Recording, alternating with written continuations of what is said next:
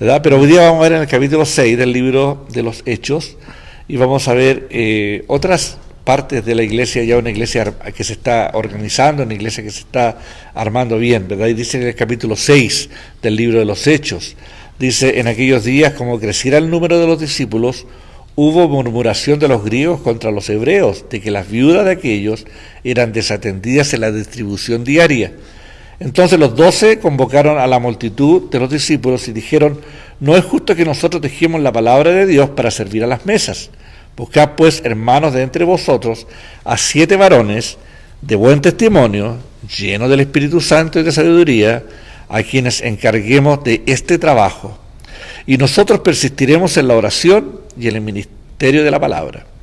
Agradó la propuesta a toda la multitud y eligieron a Esteban, varón lleno de fe y del Espíritu Santo, a Felipe, a Prócoro, a Nicanor, a Timón, a Parmenas, a Nicolás, prosélito de Antioquía, a los cuales presentaron ante los apóstoles, quienes orando le impusieron las manos y crecía la palabra del Señor, y el número de los discípulos se multiplicaba grandemente en Jerusalén.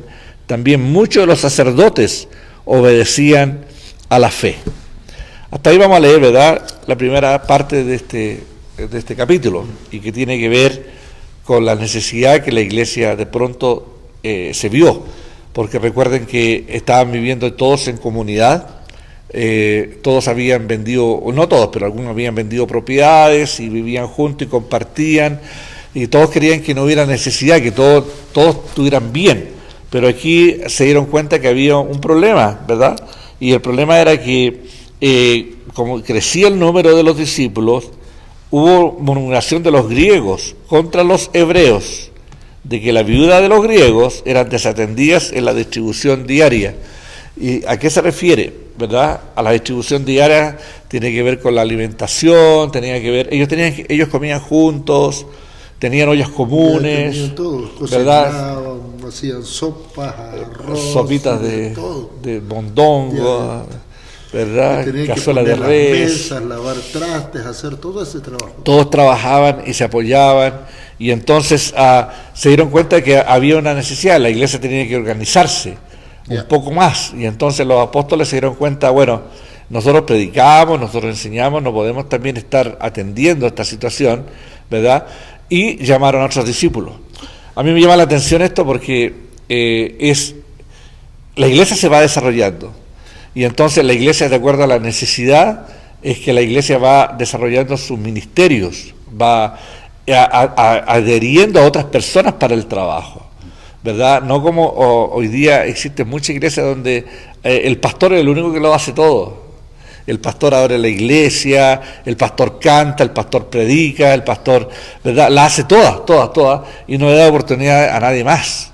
Aquí nos damos cuenta que vieron la necesidad, ¿verdad?, y se dieron cuenta de que el trabajo era mucho, pero sin embargo dijeron, bueno, hagamos algo, llamemos busquen ustedes, ni siquiera dijeron ellos, nosotros les vamos a buscar, sino le dijeron, no es justo que nosotros también dejemos de la palabra para servir a las mesas. Dice: buscad pues, hermanos, de entre vosotros a 7 varones buenos, de buen testimonio, llenos del Espíritu Santo y sabiduría.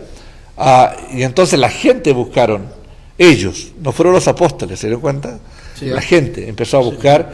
¿Por qué? Porque la gente se da cuenta quiénes tienen buen testimonio, quiénes son, ¿verdad? No es solamente el hijo del pastor, la hija del pastor, o la hija, y que solamente la familia, ¿verdad? Porque generalmente sucede eso en muchas iglesias, pero sin embargo aquí la gente eligió a quienes tenían de buen testimonio, que tenían sabiduría, y entonces eligieron a este grupo de hombres, ¿verdad?, que fueron 7, ¿o no? Oye, sí, y esa otra cosa, Carlos, ¿por qué tenían que ser 7? Porque siempre se menciona las 7, el número 7, las 7 plagas postreras, los 7 colores del arco iris, los 7 Bueno, aquí en algunos comentarios bíblicos hablaban un poco el tema de los 7, porque siempre se le anda buscando un significado también a lo que es número y todo, y dicen que en este caso es pensado así por... la idea es pensar de que porque están buscando como ¿cómo se dice? Distribuir toda esta necesidad, y es un grupo bastante grande, ya acabamos de hablar de cuánta gente es. Entonces, uno de los pensamientos, ¿verdad?, principales es que eligieron 7, así cada uno tiene un día de la semana para encargarse, no de ir a atender cada viuda, pero como, digamos, el supervisor sobre lo que es un ministerio de ayuda y servicio, ¿verdad? Es para que tengan suficientes manos para ayudar. Porque si los apóstoles dicen, okay, este trabajo no nos corresponde tanto a nosotros porque te estamos enseñando y nos va a quitar mucho tiempo, tampoco le quieren tirar todo ese cargo sobre una persona. Claro. Porque va a ser el mismo problema. Claro, va a quedar agotado. Entonces, una de las ideas, de los pensamientos de que son 7, es simplemente porque son 7 días de la semana y cada uno está trabajando con su equipo, con su team, para manejar y destruir lo que es la necesidad. Bueno, es uno de la idea, ¿verdad? Claro. De por qué 7. Eligieron a Esteban, dice que era un varón lleno de fe y del Espíritu Santo, a Felipe, a Prócoro, Nicanor, a Timón, a Parmenas y a Nicolás, prosélitos de Antioquía. Era un hermano que venía de otra ciudad, ¿verdad? Después vamos a hablar bastante de Antioquía cuando lleguemos al momento en que Pablo sale de su viaje misionero. Es de ahí, de ese lugar donde él sale, no es de Jerusalén, sino de Antioquía. Pero bien, a los cuales presentaron delante de los apóstoles, quienes orando les impusieron las manos. Entonces eligieron a estos varones, ¿verdad? Y los apóstoles pusieron las manos sobre ellos y los ungieron, ¿verdad? Que importante el ungimiento, que es la unción. La unción es simplemente delegar, ¿verdad?, a autoridad ya delegada de Dios, porque los apóstoles fueron delegados por Jesús, fueron llamados por Jesús y fueron ungidos prácticamente por Jesús mismo. Entonces ellos tenían ya la autoridad, por lo tanto ellos ahora pasaban su autoridad sobre otros líderes, y es lo que nosotros hacemos generalmente cuando nombramos ancianos, cuando nombramos pastores.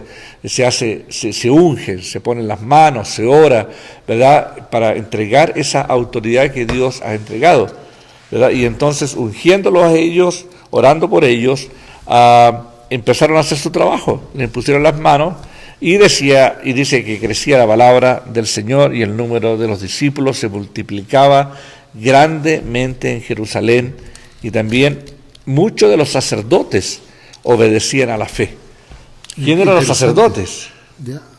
Los sacerdotes eran miles de hombres de Dios que servían en el templo, ¿verdad? Servían en el templo. Uno les correspondía el incienso, otro les correspondía, en fin, diferentes tipos de trabajo dentro del templo. Y eran muchos. Era un servicio. Y muchos de ellos se convirtieron al Evangelio. Yo me recuerdo cuando el velo fue rasgado, dice, de arriba abajo,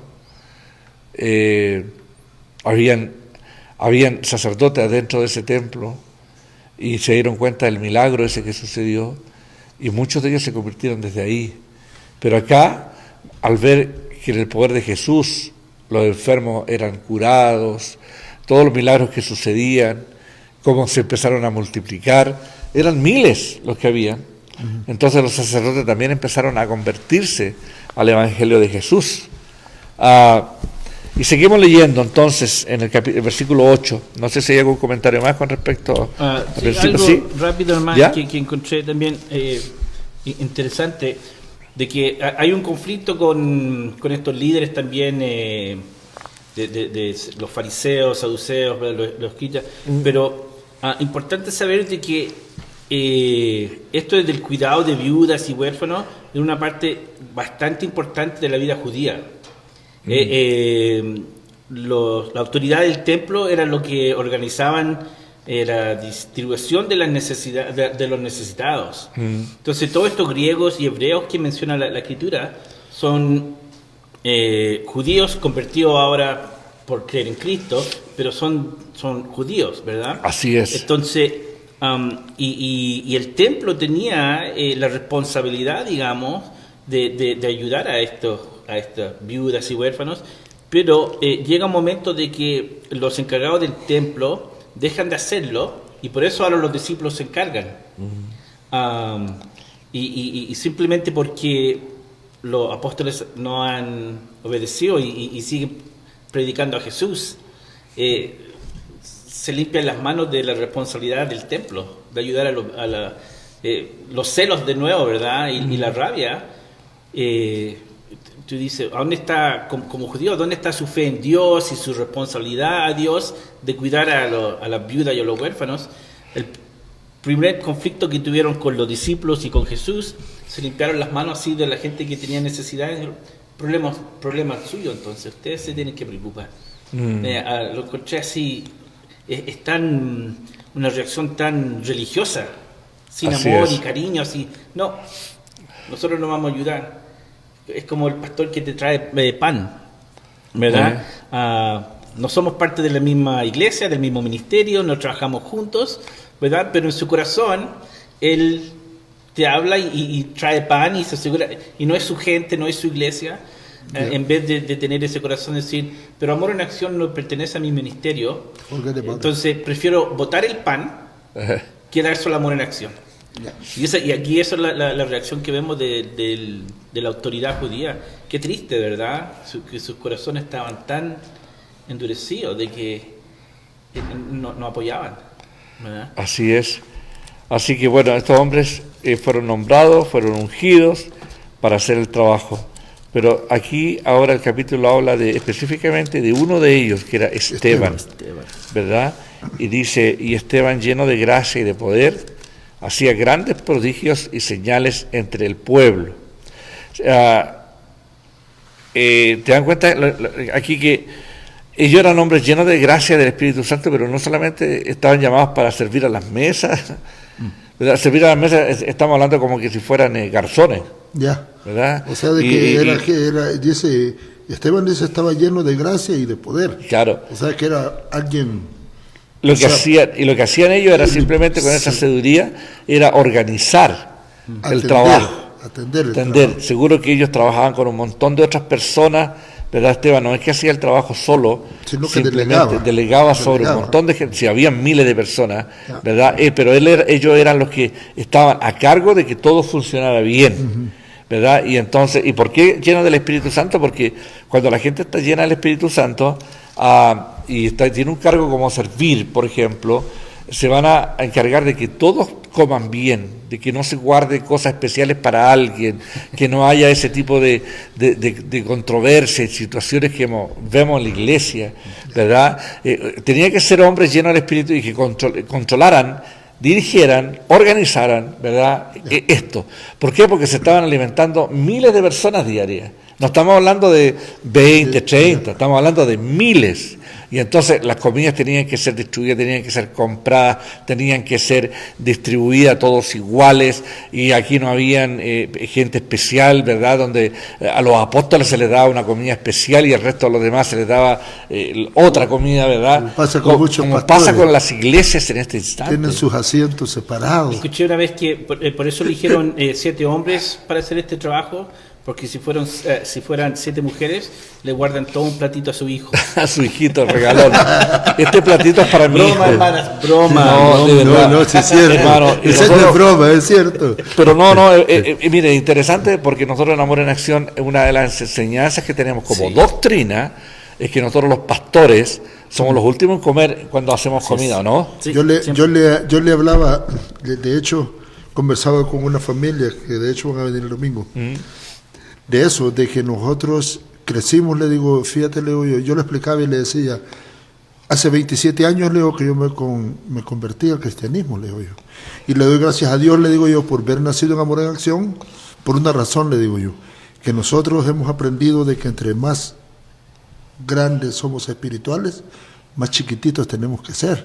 Entonces le digo yo, nosotros nos gusta hacer asados, nos gusta hacer comida, nos gusta pasarla bien en la iglesia, le digo, pero los últimos, le digo, que se quedan limpiando, los últimos que se quedan recogiendo mesas, los últimos que se quedan lavando platos, somos los pastores. Los pastores.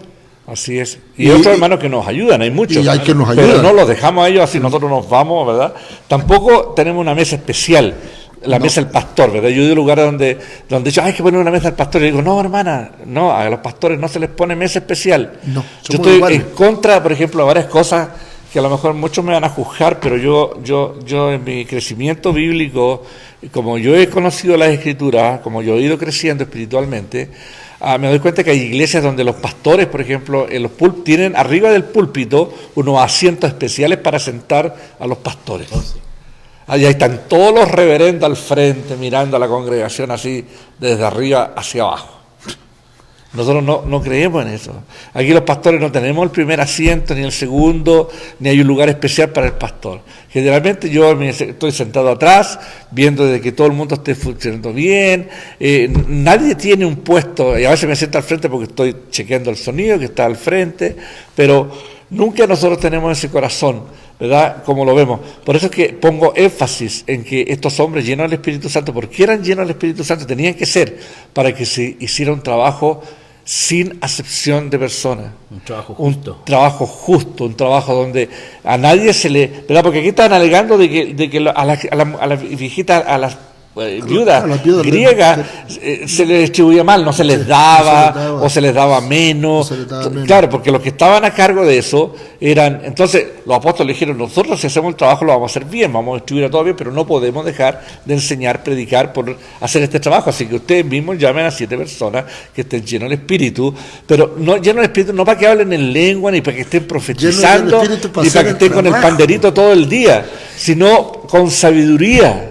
Cuando yo hablo, cada vez que yo veo la palabra Espíritu Santo en la Biblia, veo sabiduría, inteligencia, veo gente llena de Espíritu Santo, gente que tiene tino, una palabra que, verdad que no sé, tino, tiene sabiduría, inteligencia, no hay acepción de persona, es una persona justa, equitativa, no pasa sobre nadie. A eso cuando hablamos del Espíritu Santo. He conocido tantos pastores, inclusive llenos del Espíritu, pentecostales, o sea, como se llamen, ¿verdad? Pero son capaces de... he visto cosas terribles que han hecho, de envidia, de celo, de verdad, porque le hicieron esto, ellos van y hacen algo peor, ¿verdad? Pero hablan en lengua en la iglesia y profetizan y les gusta el panderito todo el día, pero Espíritu Santo, lleno del Espíritu Santo, significa una persona sabia, inteligente, que es justa con todos. Quería hacer énfasis en esto, porque es fácil, hacer acepción de personas. Ahí todos comían bien, todos eran atendidos bien, ¿verdad? Yo estoy seguro que Esteban y estos varones tenían su grupo de gente que los enseñaban y le decían, le vamos a distribuir a todo el mundo igual, aquí no hay platos preferidos para nadie. Yo he estado en iglesias, hermano, y me da pena, cuando recién me convertí, los primeros años de mi vida, hacía comidas, de esas comidas deliciosas, y todo el mundo traía, hermanos, pero increíble, hay platos, por ejemplo, venía un ceviche, el ceviche había que esconderlo. No salía el ceviche lo guardaban escondido, y después, se nos olvidó el ceviche, mire, quedó aquí el ceviche, y se lo llevaban. Tortas, hermano, tortas enteras, escondían todo y ponían nomás algunas cositas. Por eso es que cuando nosotros hacemos comida en nuestra iglesia, yo le digo a las hermanas, no guarden nada, pongan todo sobre las mesas. Si todos trajeron, pongan todo en la mesa. Y aquí no hay excepción de que, le voy a hacer un platito a mi hijito porque va a llegar tarde. Su hijito llegó tarde que no comió. Simplemente aquí no hay nadie, no existe ese tipo de cosas. Tenía una persona que, tremenda, tenía hasta un plato, o sea, porque el hijito no podía comer en un plato cualquiera, él tenía un plato especial de loza, pero, ¿verdad? Entonces la mamá se lo traía y le hacía su platito de comida, y se lo tenía, y con un tenedor y un cuchillo, que nadie se los vaya a tocar. Lo vi, podría decir hasta nombre, ¿verdad? Pero esa gente, ¿verdad? Estamos hablando de un hombre 50 años, man. No estamos hablando de un niñito de 18, de 15, un hombre de 40, 50 años, ¿verdad? Entonces, todo ese tipo de cosas yo las miraba, las vi antes de ser pastor, y yo dije, el día que Dios me llame, yo voy a cambiar todo esto. Nuestro ministerio tiene que ser diferente. Vi tanta injusticia, varón, vi tanta comida escondida y sacándolos por detrás, las ollas llenas de comida metidas en los autos de los pastores, de los líderes, ¿verdad? Llevándoselo para sus casas. Eso no se hace. Si alguien en Amor en Acción hace algo, dígamelo, porque esa persona no trabaja más con nosotros, porque nosotros no somos así. Bueno, no me quiero enojar. Y entonces estaban llenos de espíritu, y Esteban entonces, lleno de gracia y de poder, hacía grandes prodigios y señales entre el pueblo. Él seguía predicando, seguía enseñando, seguía en las cosas de Dios. Entonces se levantaron uno de la sinagoga, llamado de los libertos y de los de Cirene, de Alejandría, de Cilicia y de Asia, disputando con Esteban, pero no podían resistir a la sabiduría y al espíritu con que hablaba. Y soliviantaron al pueblo, a los ancianos y a los escribas, y arremetiendo, le arrebataron y le trajeron al concilio. Y pusieron testigos falsos que decían: este hombre no cesa de hablar palabras blasfemas contra este lugar santo y contra la ley. Pues le hemos oído decir que ese Jesús de Nazaret destruirá este lugar y cambiará las costumbres que nos dio Moisés. Entonces todos los que estaban sentados en el concilio, al fijar los ojos en él, vieron su rostro como el rostro de un ángel. Interesante esta cosa, ¿verdad? Interesante.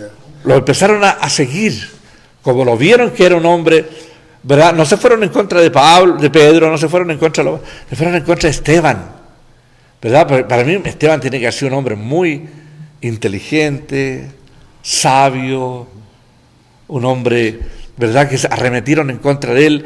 Habían prodigios y señales, y doy gloria a Dios que aquí no dice qué, ¿verdad? Porque le encanta a los que de repente Dios los usa en algo, decir: oh, yo resucité un muerto, oh, yo sané un enfermo, o yo hice esto. Dice que hacía prodigios y milagros, pero nada más. No dice que hacía, pero estaba lleno. No dice que hacía prodigios y milagros. Ya, eso. Nada más. Y entonces empezaron a perseguirlo y le pusieron testigos falsos. Sí. Qué tremendo era, porque cuando tú... Que no había forma de encontrar culpa contra él. Lo encontraban demasiado sabio, no podían discutir con él, no podían hablar porque era un hombre muy sabio. ¿Qué hacemos con esto? Y es lo que pasa con mucha gente. En ninguna parte cuando habla de Esteban menciona una diferencia en, digamos, la educación de Esteban. En lo que, digamos, como Pablo. Sabemos que Pablo estudió bajo Gamaliel. Sí, entonces, pero acá Esteban es uno más de todos los que están ahí. De todos los que están allí. Entonces, su sabiduría no viene por, digamos, por educación, no le está ganando simplemente porque él sabe más. Le está ganando en esto simplemente porque está lleno del Espíritu Santo. Lo mismo que le pasó a Pedro. Sí. Que Pedro sin escuelas, un pescador, sin conocimiento de nada, y es el que predica. Sí. Y el Espíritu es el Espíritu Santo. Y el Espíritu Santo es el que lo mueve a él. Ordenado, sabio, ¿verdad? Con puntos claros donde estos maestros de ley no pudieron encontrar algo que se pegara ahí. Pero lo interesante aquí es de que lo están acusando, pero todos los que están al frente de él no le miran el rostro de él, sino que miran un ángel. Ven un rostro de ángel. Yo creo de que, ¿cómo será? ¿A qué se refiere? Ajá. Así debe ser cuando la Meche me mira a mí, ¿verdad? Seguramente. No parece que mira un ángel. Cuidado, porque a lo mejor conoce algún ángel.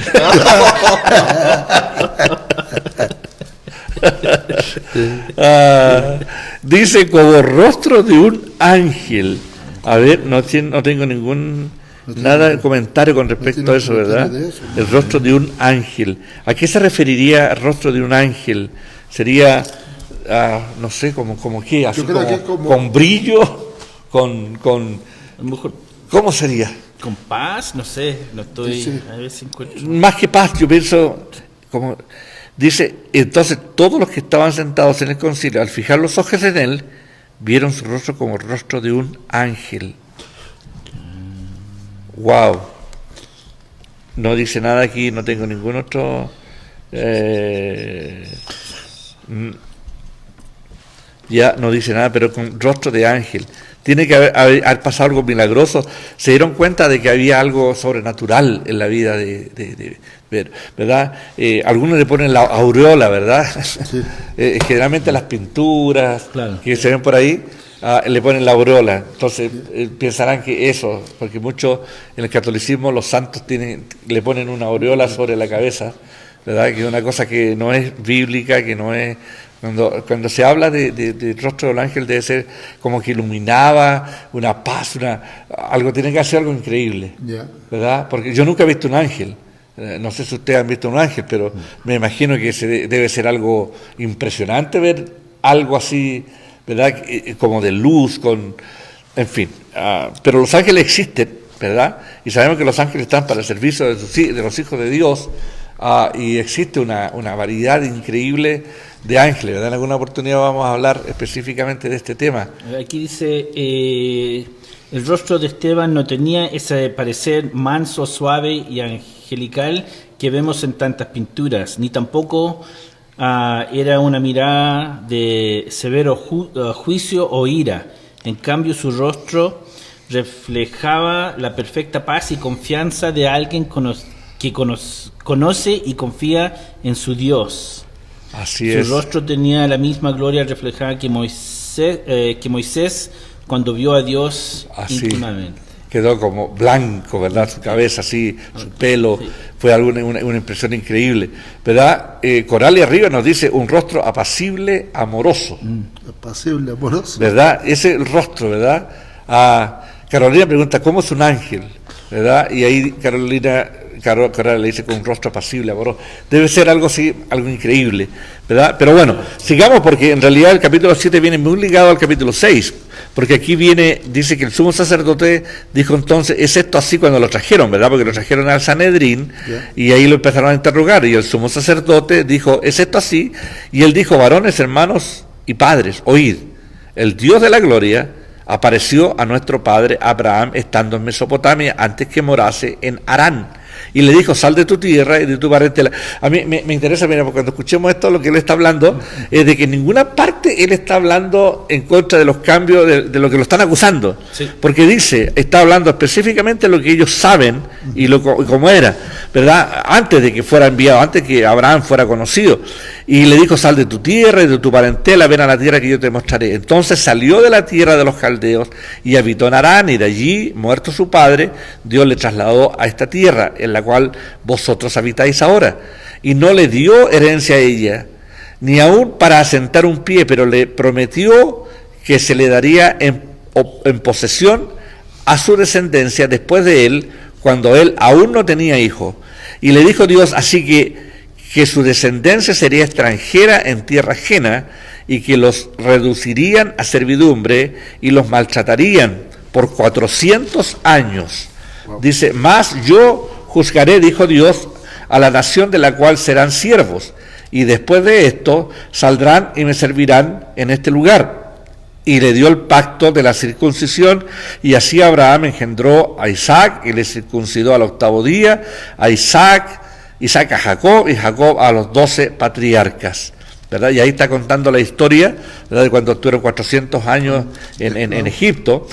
Y de ahí sigue en el versículo 9, los patriarcas, movidos por envidia, vendieron a José para Egipto, pero Dios estaba con él y le libró de todas las tribulaciones, y le dio gracia y sabiduría delante de Faraón, rey de Egipto, el cual lo puso por gobernador sobre Egipto y sobre toda su casa. Vino entonces hambre en toda la tierra de Egipto y de Canaán, y grande tribulación, y nuestros padres no hallaban alimentos. Cuando yo, Jacobo, que había trigo en Egipto, envió a nuestros padres la primera vez, y en la segunda José se dio a conocer a sus hermanos, y fue manifiesto a Faraón el linaje de José. Y enviando José, hizo venir a su padre Jacob y a toda su parentela, en número de 75 personas. Así descendió Jacob a Egipto, donde murió él y también nuestros padres, los cuales fueron trasladados a Siquem y puesto en el sepulcro que a precio de dinero compró Abraham de los hijos de Hamor en Siquem. Pero cuando se acercaba el tiempo de la promesa que Dios había jurado a Abraham, el pueblo creció y se multiplicó en Egipto. Y hasta que se levantó en Egipto otro rey que no conocía a José, este rey, usando de astucia con nuestro pueblo, maltrató a nuestros padres a fin de que se expusiesen a la muerte a sus niños, para que no se propagasen.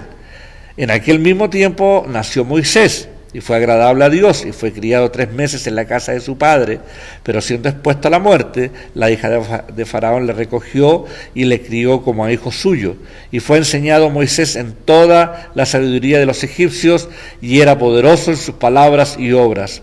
Cuando hubo cumplido la edad de 40 años, le vino al corazón el visitar a sus hermanos, los hijos de Israel, y al ver que era maltratado, lo defendió, e hiriendo al egipcio, vengó al oprimido. Lo mató, ¿verdad? Pero él pensaba que sus hermanos, que comprendían que Dios le daría libertad por mano suya, mas ellos no lo habían entendido así. Al día siguiente se presentó a uno de ellos que reñían y los ponían en paz, diciendo: varones, hermanos sois, ¿por qué os maltratáis el uno al otro?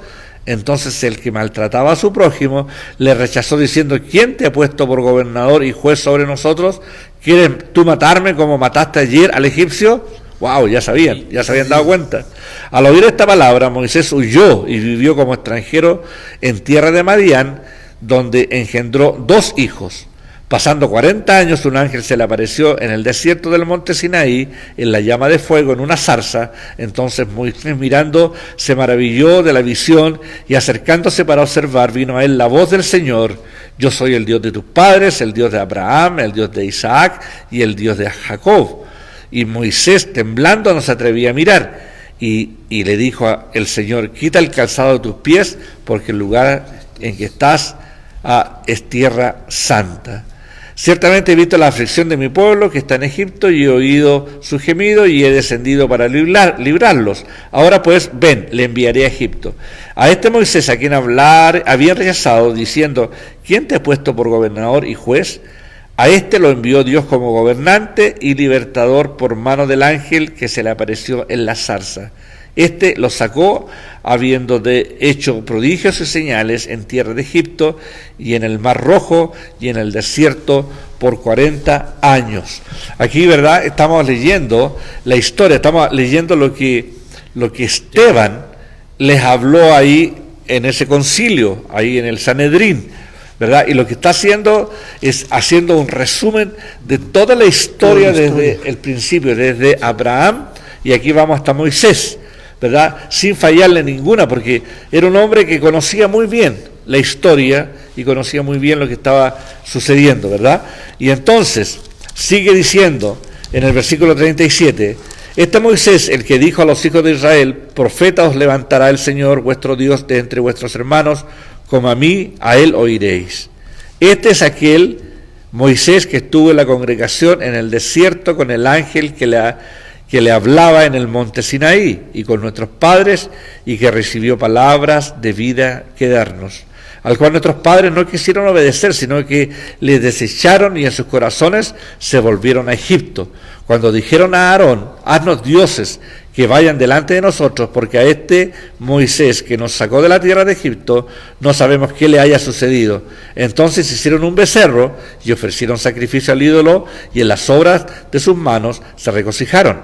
Y Dios se apartó y los entregó a que rindiesen culto al ejército del cielo, como está escrito en el libro de los profetas. ¿Acaso me ofreciste víctimas y sacrificios en el desierto por 40 años, casa de Israel? Ante bien, llevasteis el tabernáculo de Moloc y la estrella de vuestro dios Renfán, figuras que os hicisteis para adorarlas. Os transportaré pues más allá de Babilonia, ¿verdad? Y aquí sigue relatando y sigue hablando. Interesante como Lucas escribe cada detalle, cada palabra, cada historia, ¿verdad? Y dice en el 44, ya estamos, nos queda poco: tuvieron nuestros padres el tabernáculo del testimonio en el desierto, como había ordenado Dios cuando dijo a Moisés que lo hiciese conforme al modelo que había visto. el cual recibido a su vez por nuestros padres, lo introdujeron con Josué al tomar posesión de la tierra de los gentiles, a los cuales Dios arrojó de la presencia de nuestros padres hasta los días de David. Este halló gracia delante de Dios y pidió proveer tabernáculos para el Dios de Jacob, mas Salomón le edificó casa. Si bien el Altísimo no habita en templo hecho de manos, como dice el profeta, el cielo es mi trono y la tierra es el estrado de mis pies, ¿qué casa me edificaréis? Dice el Señor, ¿o cuál es el lugar de mi reposo? ¿No hizo mis manos todas estas cosas? Duro de cerviz y circunciso de corazón y de oídos, vosotros resistís siempre al Espíritu Santo como vuestros padres, así también vosotros. Aquí ya le está pegando una regañada más o menos, ¿verdad? ¿A cuál de los profetas no persiguieron vuestros padres y mataron a los que anunciaron de antemano la venida del justo, de quien vosotros ahora habéis sido entregadores y matadores? Vosotros que recibiste la ley y por disposición de ángeles y no la guardasteis. ¡Wow! O sea, le cuenta toda la historia que querían escuchar, sí. Les relata todo para dejarlos contentísimos con lo que estaban escuchando, pero al final les hace saber que ellos eran exactamente igual a los demás que mataron a los profetas, y, ¿verdad? Esa rebeldía que tenían, duros de servir e incircuncisos de corazón y de oídos.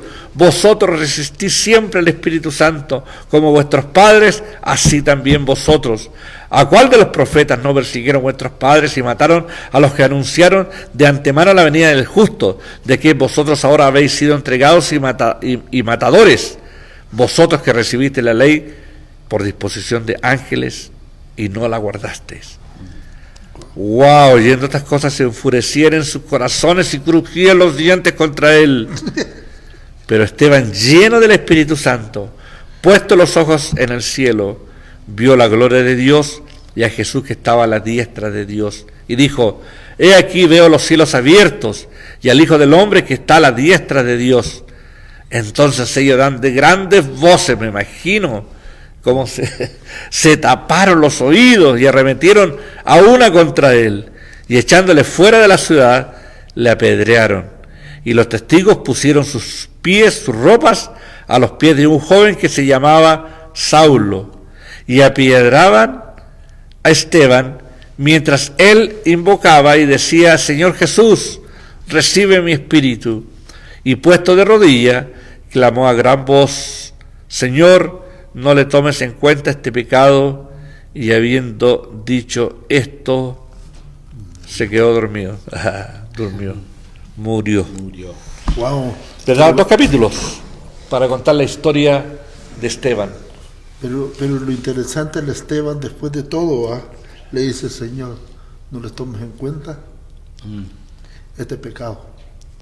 Así es, ¿verdad? Y habiendo dicho esto, dice que murió. O sea, tener ese corazón para no rechinar los dientes después de que te han maltratado tanto y que te matan a pedradas, y todavía decirle, Señor, ¿sabes qué? Perdónalo. La lapidación que le llamaban, ¿verdad? A ese acto de muerte por apiedrada era tremendo, era terrible, porque te ponían al frente y todos recogían una piedra. Todos te peleaban. Y todo, o sea, todo. Todavía ocurre esa forma de castigo en países. Todavía existe. ¿Sí? Yo leía un tiempo atrás de la forma que se hace ahora, que piensan que es bien parecido al tiempo antiguo, es que hacen un hoyo y al hombre castigado lo entierran hasta el cuello. Le deja la pura cabeza afuera. La pura cabeza afuera. Y con mujer o niño, porque no hay piedad de mujer o niños, lo entierran hasta la cintura. Con esa oportunidad, por decir, de poder salir. Claro. Entonces le deja la mano. O protegerte. Para protegerse o poder sacarse del hoyo, pero al hombre de la cabeza abajo. Es como se hace ahora, hoy en día, en tiempos modernos, porque todavía se hace. Claro. Entonces es pensado que también era bien parecido. Y no te están tirando así piedritas, así como el cauchico de la calle que pasáis y te tiran una piedra al auto, así. Estamos hablando de... Y en Israel las piedras son inmensas. Y están en todas partes. Y hay en todas partes, dicen, que un pedrero por todos lados. Es pura piedra. Yo he estado 3 veces en Israel. Es pura piedra. Donde tú vayas en Israel está lleno de piedras. Así que para darte el gusto de tirar una piedra, vaya a encontrar... Agarrar unas piedras y dárselas. ¿Verdad? Y lo más increíble de todo es que cuando hablan de Esteban, muchas otras enseñanzas muestran de que con flecha, ¿verdad? No sé si lo han visto. Hay pinturas donde lo atraviesan con una flecha y todo eso, pero eso no. Bíblicamente lo apiedraron. O sea, le tiraron piedras hasta que murió. Hasta que ya pierde la conciencia y se sangra.